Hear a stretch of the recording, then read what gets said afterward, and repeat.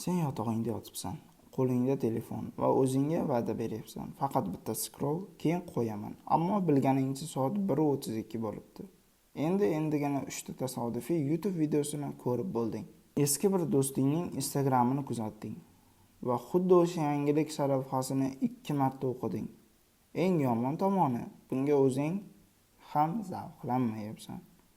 Sen shunchaki tiqilib qolgansan. Men yillar davomida shunday yashadim. Tunlarim charchoq, chalg'ish va afsus bilan o'tar edi. Va har bir tongda buning jazosini tortardim. Ammo bitta oddiy o'zgarish menga haqiqatdan ham mos keladigan kechki tartib night routine yaratish butun hayotimni o'zgartirdi. Bu 4:00 da uyg'onib, muzli vannaga tushadigan o'sha ijtimoiy tarmoqlardagi mukammal odatlar haqida emas. Men oddiy hayotga mos keladigan haqiqiy odatlar haqida gapiryapman. Bugunoq boshlasa bo'ladigan odatlar haqida. Agar sen hech o'ylagan bo'lsang, xohlaymanki miyamni shunchaki o'chirib qo'yib tunlarimni nazorat qila olsam edi. Unda rostdan shu videoni oxirigacha ko'r, chunki aynan senga kerak narsani olasan. Lekin agar o'tkazib yuborsang, uzr, men yordam bera olmayman. Shunchaki davom etaver, scroll qilaver va ertalab yana charchagan holda uyg'on. Shunday ekan, kechiktirmay videoga kirishamiz. 1. Tunlar hayotimni buzayotgan edi. Hozirgi kechki tartibimni tushuntirishdan oldin qayerdan boshlaganimni bilishing kerak. Eski tunlarim bu xaos edi. Ba'zi kechalari kun davomida yetarlicha ish bitirmadim deb o'ylab tunda ishlardim. Ba'zi kechalari Netflixda 2:00 gacha serial ko'rardim. Ba'zilari esa shunchaki telefonimda scroll qilib ko'zlarim og'rib ketguncha o'tirardim. Eng g'alati tomoni, o'zimga men hordiq chiqaryapman derdim. Ammo haqiqatda men o'zimni tinchlantirayotgan emas, balki o'zimni to'xtatayotgan edim. Men charchoqdan qochardim. Kun davomida yechmagan muammolardan qochardim. O'ylashdan qochardim. Va eng achinarlisi, hayotimda orqada qolayotgandek hisdan qochardim. Bu faqat mening hikoyam emas. Bir do'stim har kecha kech soatlargacha email javoblarini yozardi. Keyin tushundi, u shunchaki band bo'lish bahonasida yolg'iz o'ylarimni eshitmaslikka harakat qilgan ekan. Yomon kechalar faqat uxlab qolishni buzmaydi. Ular ertalabni, diqqatni, kayfiyatni va oxir-oqibat sog'lig'ingizni ham buzadi. Shunda tushundim, menga shunchaki erta yotish emas, tartib kerak.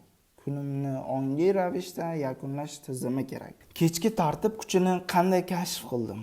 Avvaliga men kechki tartib degan narsani shunchaki internet trendi deb o'yladim. Ammo bir kecha bir iqtibos o'qidim, u meni larzaga soldi. Qanday qilib kuningni tugatsang, ertangi kuning shunday boshlanadi. Shunda tushundim. Har tongni energiya qarzida boshlayapman.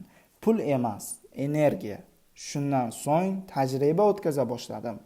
Hamma narsani sinab ko'rdim. Uxlashdan oldin o'qish, kundalik yozish, mediatsiya, xona tozalash.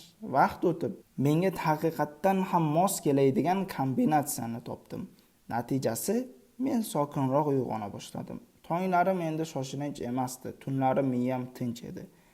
Endi esa buni boshqacha tushuntiraman. Sen ham o'zing uchun kechki tartib yaratishing mumkin.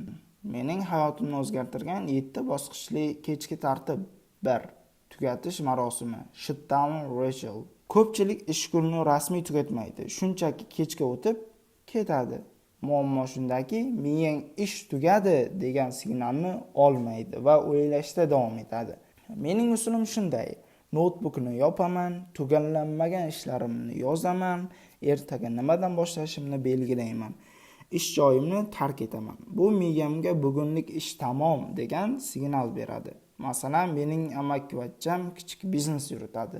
U ilgari yarim kechada mijozlarga yozardi. Endi esa 8:30 da oxirgi xabar uchun signal qo'yadi.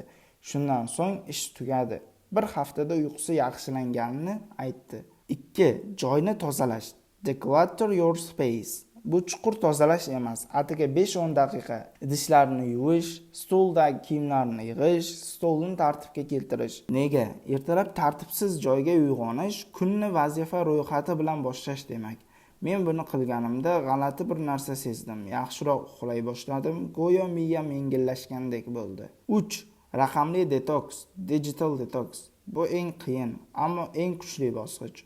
Uxlashdan oldin 30-60 daqiqa telefon yo'q. Kamroq foydalanish emas, umuman yo'q. Chunki shunday bo'ladi.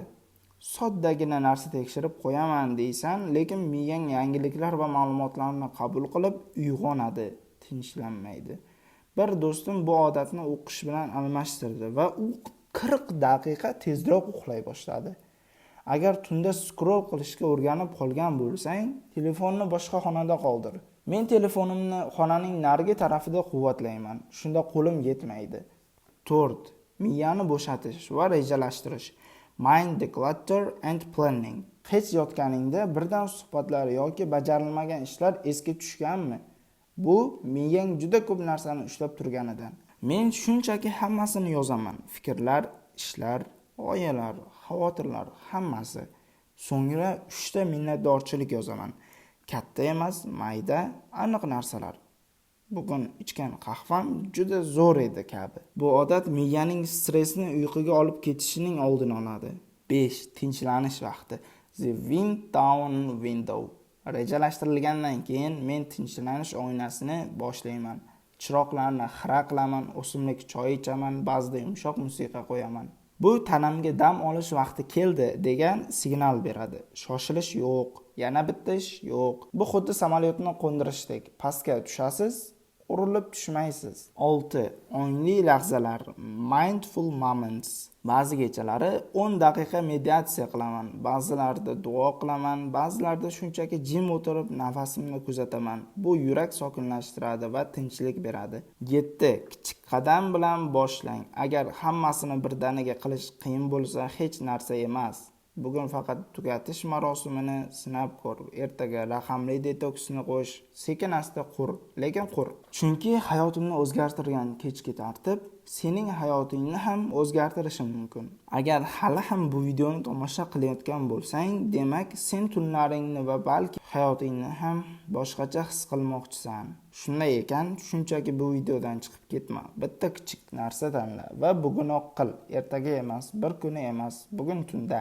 Agar bu video senga ozgina bo'lsa ham yordam bergan bo'lsa, like bos. Raqamlar uchun emas, balki shu orqali YouTube shu videoni uyqusi buzilgan yana bir insonga ko'rsatadi.